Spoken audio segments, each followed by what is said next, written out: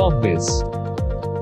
नमस्कार दोस्तों, मेरा नाम है दिव्या दीक्षित। आप देख रहे हैं कॉर्बिस। दोस्तों, इस वीडियो में हम चर्चा करने वाले हैं आज क्लोजिंग ऑफ अ एलएलपी के विषय के बारे में, यानी कि लिमिटेड लायबिलिटी पार्टनरशिप की जब क्लोजिंग होती है, उसका वाइंडिंग अप होता है, तो कौन सी प्रक्रिया को फॉलो करना चाहिए और किस तरह किया जाता है। इस पूरे वीडियो में आज हम इस महत्वपूर्ण विषय के बारे में चर्चा करने वाले हैं। तो अभी तक अगर आपने हमारे चैनल को सब्सक्राइब नहीं किया है तो फटाफट इस चैनल को सब्सक्राइब करें।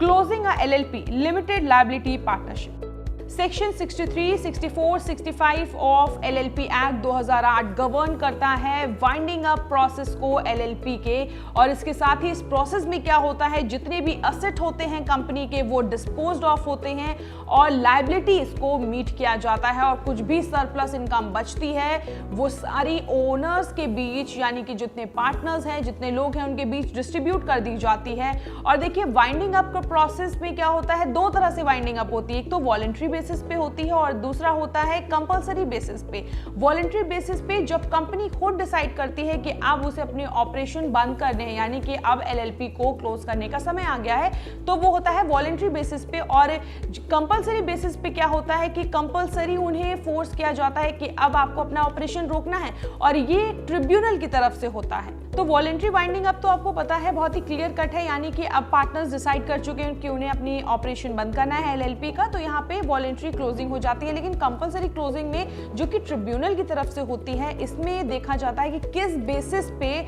जो ट्रिब्यूनल है उसने ऑर्डर दिया है कि अब आपको एलएलपी क्लोज करनी है, तो उस पर भी नजर डालते हैं।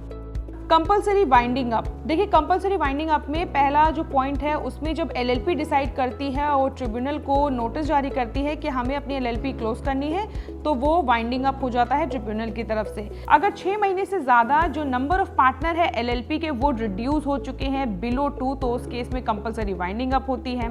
अगर एलएलपी अपनी रेट्स टाइमली पे नहीं कर पाती है तो उस केस में कंपलसरी वाइंडिंग अप होती है।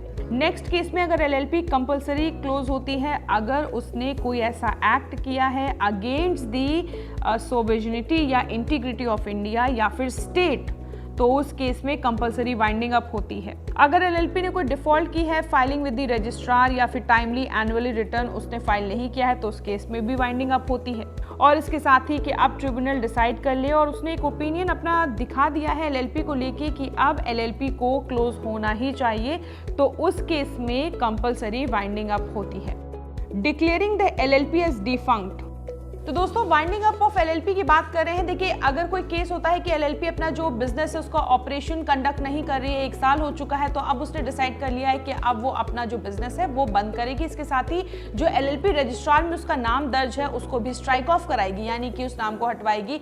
तो उसके लिए ई फॉर्म 24 उसको फाइल करना पड़ेगा विद द रजिस्ट्रार, और इसके साथ ही ये आगे की प्रक्रिया फॉलो होगी। और इसके बाद अगर देखिए, ध्यान देने वाली बात ये कि जो हमारा रजिस्ट्रार है वो अगर फील करता है कि अब जो एलएलपी है वो फंक्शन नहीं कर रही है, डिफंक्ट हो गई है, उसका जो रजिस्ट्रार में नाम है वो अगर स्ट्राइक ऑफ होना चाहिए या हटाना चाहिए, तो उसके साथ ही वो एलएलपी को एक नोटिस जारी करता है 1 महीने के अंदर, और 1 महीने के अंदर जो एलएलपी है उसको जवाब देना पड़ता है कि उसको अपनी एलएलपी बंद करनी है या नहीं करनी है, क्यों करनी चाहिए। अगर देखिए रजिस्ट्रार के पास 1 महीने के अंदर एलएलपी की तरफ से कोई जवाब नहीं आया, तो खुद रजिस्ट्रार जो होता है वो एलएलपी रजिस्ट्रार से हटा देता है।